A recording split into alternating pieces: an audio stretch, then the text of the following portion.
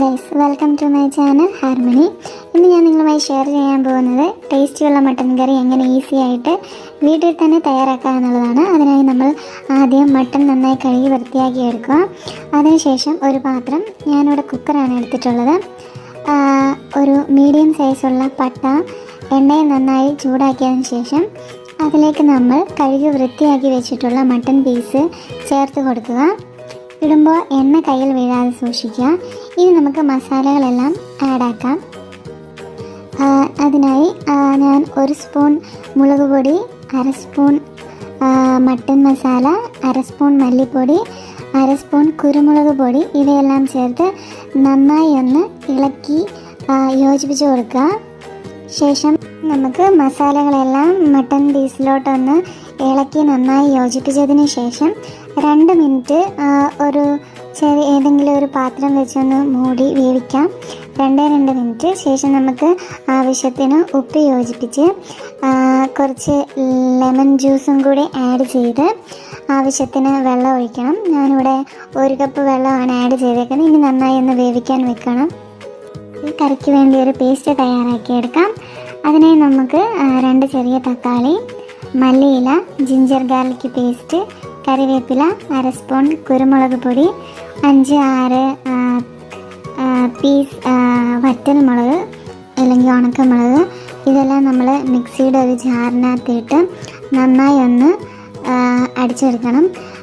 അതുപോലെ ശ്രദ്ധിക്കേണ്ട ഒരു കാര്യം, നമ്മൾ വറ്റൽമുളക് എടുക്കുമ്പോൾ 2 മിനിറ്റ് എണ്ണയിൽ വെച്ച് ഒന്ന് ചൂടാക്കിയതിന് ശേഷമാണ് വറ്റൽമുളക് ആഡാക്കിയെടുക്കേണ്ടത്. അങ്ങനെ ചെയ്യുമ്പോൾ ഒരു പ്രത്യേക ടേസ്റ്റ് വരുന്നതാണ്.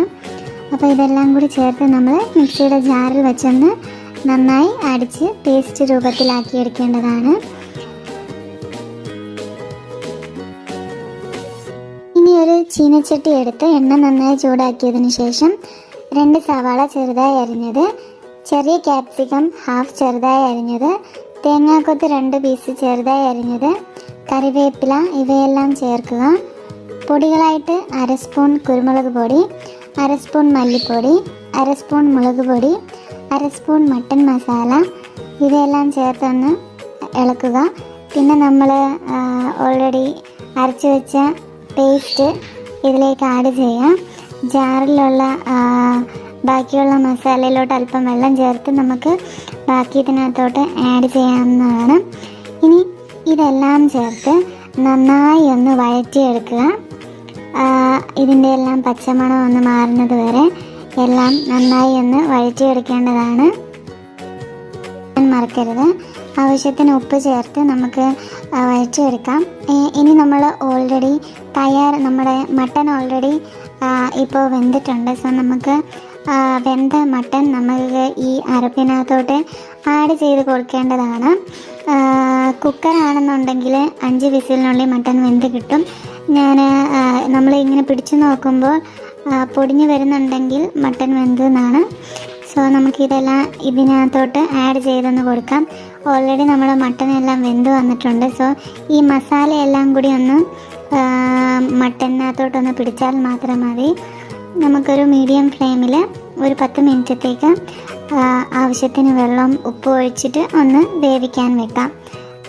10 മിനിറ്റ് കൊണ്ട് നമ്മുടെ കറി അങ്ങനെ റെഡി ആവുന്നതാണ്.